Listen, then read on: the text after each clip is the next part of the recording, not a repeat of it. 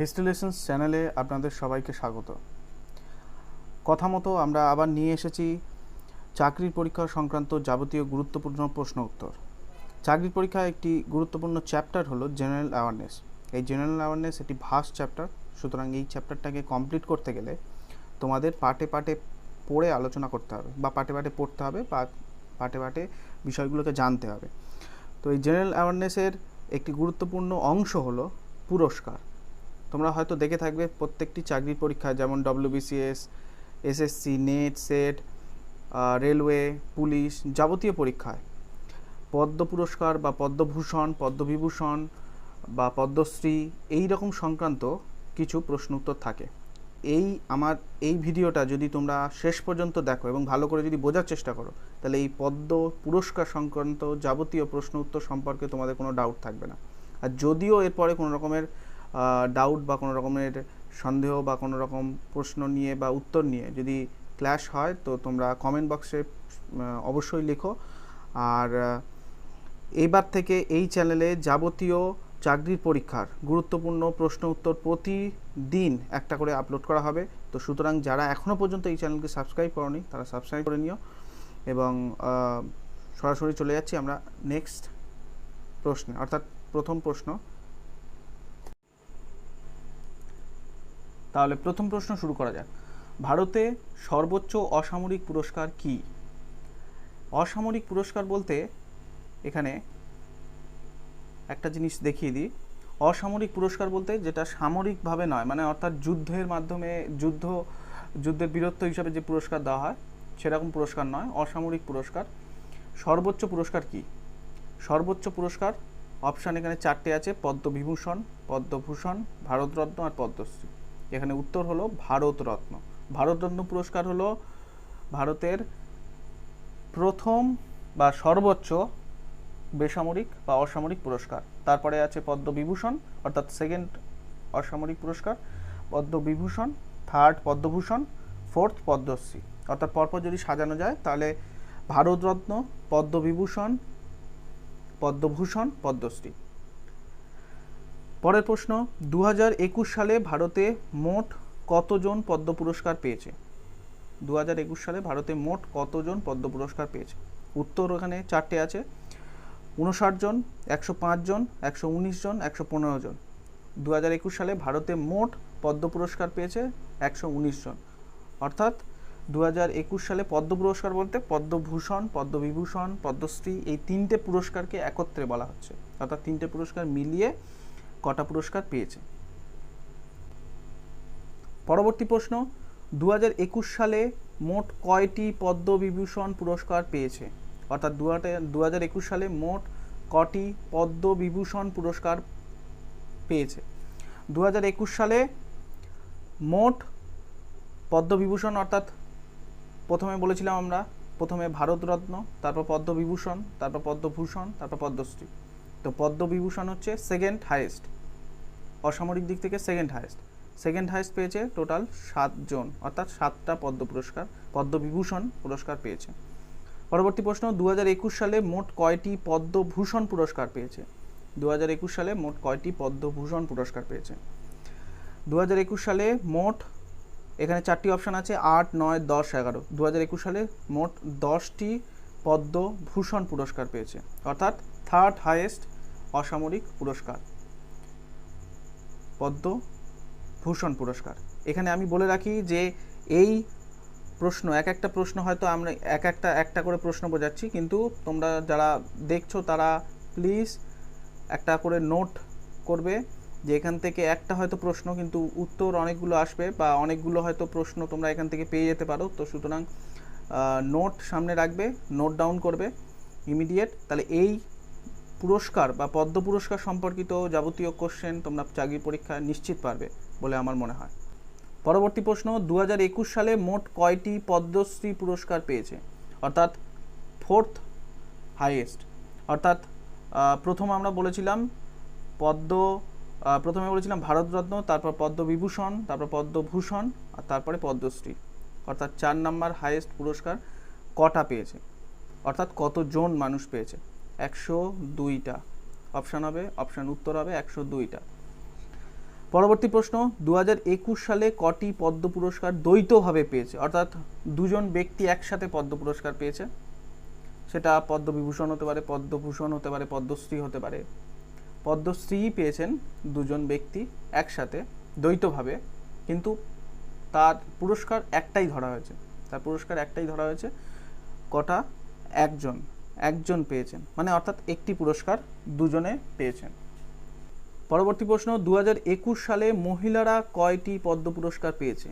অর্থাৎ 2021 সালে যে কটা পদ্ম পুরস্কার হয়েছে, অর্থাৎ পদ্মভূষণ, পদ্মবিভূষণ, পদ্মশ্রী, সে কটার মধ্যে সবগুলো মিলিয়ে মহিলারা কটা পেয়েছে, অর্থাৎ কজন মহিলা পদ্ম পুরস্কার পেয়েছেন? অপশান এখানে 4টে আছে, 25, 27, 29, 31। উত্তর হবে 29, অর্থাৎ 29 জন মহিলা পদ্ম পুরস্কার পেয়েছে মহিলাদের ভেতর থেকে। পরবর্তী প্রশ্ন, 2021 সালে বিদেশিরা কয়টি পদ্ম পুরস্কার পেয়েছে? অর্থাৎ 2021 সালে বিদেশিরা, অর্থাৎ ভারতের যে পদ্ম পুরস্কার, অর্থাৎ পদ্মভূষণ, পদ্মবিভূষণ, পদ্মশ্রী, এই পুরস্কার শুধুমাত্র ভারতীয়দের জন্য নয়, শুধুমাত্র ভারতীয়রাই এর ভাগিদার নয়, বিদেশিরাও, অর্থাৎ বিদেশের নাগরিক, তারাও এই পদ্ম পুরস্কার সমান অংশীদার। সুতরাং এখানে বলাই হয়েছে, পদ্ম পুরস্কারের ক্ষেত্রে এখানে বলা হয়েছিল যে কোনো রকম জাতি, বর্ণ, ধর্ম, লিঙ্গ সমস্ত নির্বিশেষেই এই পুরস্কার দেওয়া হবে, যে কোনো মানুষকে এই পুরস্কার দেওয়া হবে। সুতরাং বিদেশিরা কয়টি পুরস্কার পেয়েছে? এখানে অপশান রয়েছে 4টে, 8, 9, 10, 11। উত্তর হবে 10টি, অর্থাৎ 10 জন বিদেশিরা পদ্ম পুরস্কার পেয়েছে। পরবর্তী প্রশ্ন, 2021 সালে ভারতে রূপান্তরিত লিঙ্গের নারী হিসাবে কে পদ্ম পুরস্কার পেয়েছেন? রূপান্তরিত লিঙ্গের নারী হিসাবে, অর্থাৎ ট্রান্সজেন্ডার হিসাবে পদ্ম পুরস্কার পেয়েছিলেন কে?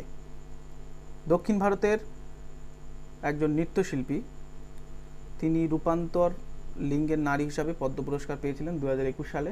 তার নাম হলো নর্তকী নটরাজ। অপশন ঘ। পরবর্তী প্রশ্ন, 2021 সালে মরণোত্তর পদ্ম পুরস্কার পেয়েছেন কতজন? অর্থাৎ মৃত্যুর পর পদ্ম পুরস্কার পেয়েছেন কতজন? অপশান এখানে 15, 16, 17, 18 আছে। 16 জন মৃত্যুর পর বা মরণোত্তর পদ্ম পুরস্কার পেয়েছেন। অপশান খ।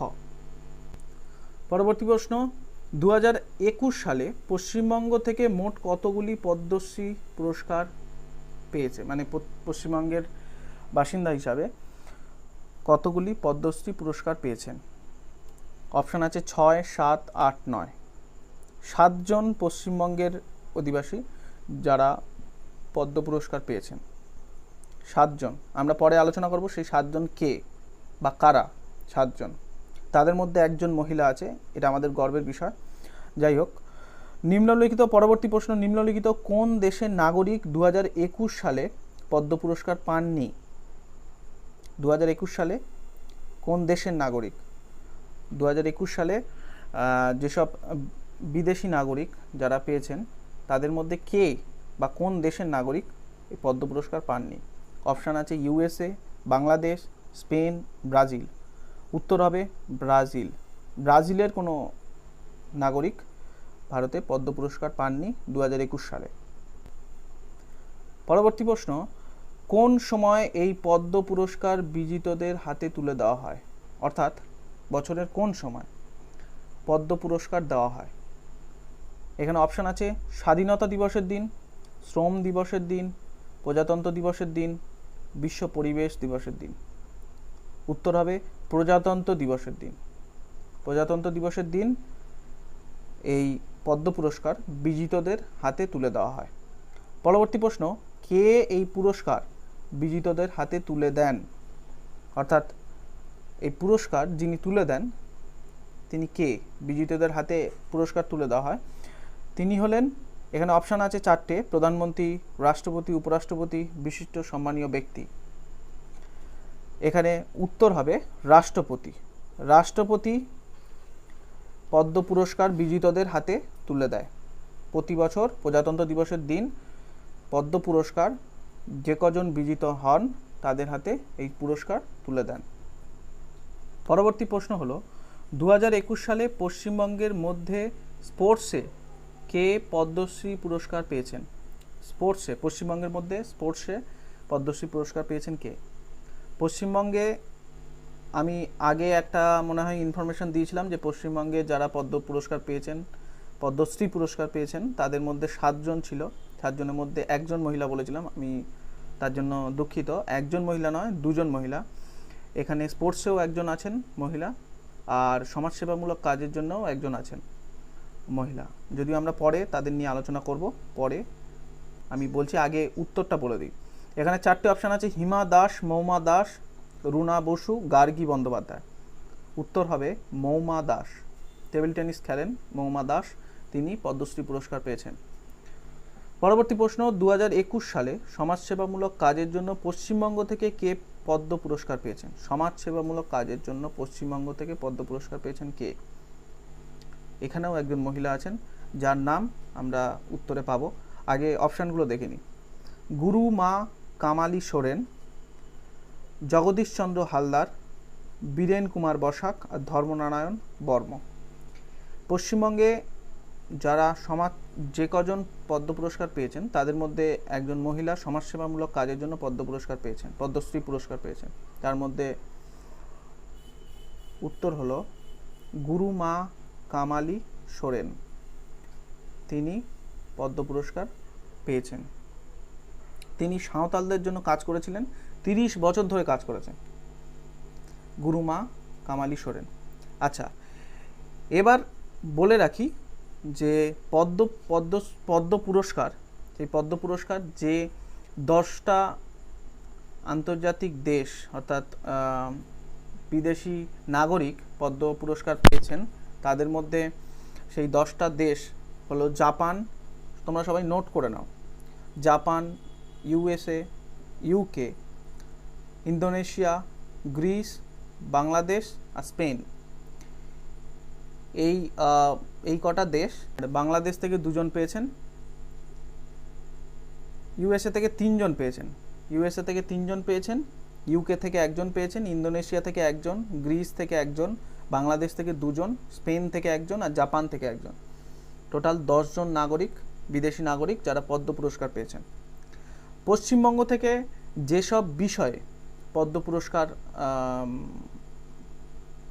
পেয়েছে তাদের সেই সব বিষয়গুলি হলো সোশ্যাল ওয়ার্কে একজন পদ্ম পুরস্কার পেয়েছেন, লিটারেচার অ্যান্ড এডুকেশনে 2 জন পেয়েছেন,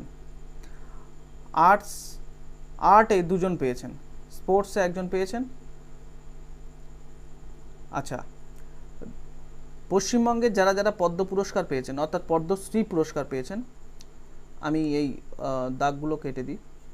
পশ্চিমবঙ্গে যারা পদ্ম পুরস্কার পেয়েছেন তাদের নাম আমি এখানে উল্লেখ করে দিচ্ছি, তোমরা নোট করে নাও।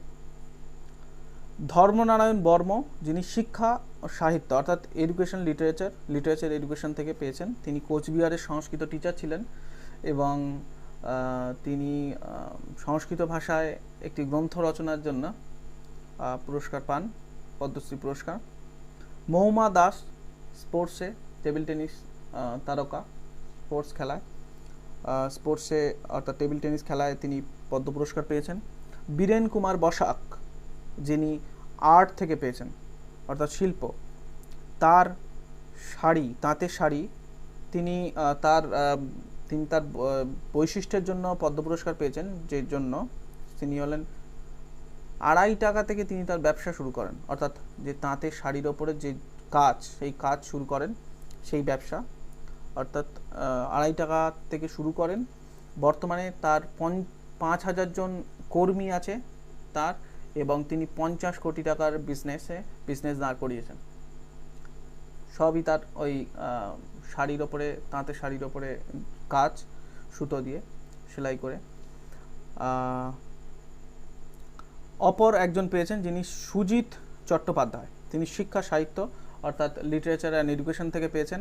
তিনি, তারও কৃতিত্ব আছে যে জন্য তিনি পদ্ম পুরস্কার পেয়েছেন। তিনি 2 টাকা প্রতি বছরে বেতন নিতেন, নিয়ে 350 জন উপজাতি শিক্ষার্থীদের পড়াতেন। সেখানে যদিও বেশিরভাগই মহিলা, অর্থাৎ মহিলা শিশুরা যারা পড়তো তার কাছে তিনি মাস্টার মশাই নামে পরিচিত ছিলেন। তার এই কৃতিত্বের জন্য তিনি ছিলেন রামনগর উচ্চ মাধ্যমিক বিদ্যালয়ের রিটায়ার্ড প্রিন্সিপাল। তার এই কৃতিত্বের জন্য পদ্মশ্রী পুরস্কার পান 2021 সালে। অপর একজন উল্লেখযোগ্য ব্যক্তি যার নাম হয়তো তোমরা সবাই শুনে থাকবে, তিনি হলেন নারায়ণ দেবনাথ, যার তিনি আর্ট থেকে পেয়েছেন পদ্ম পুরস্কার। তার কৃতিত্ব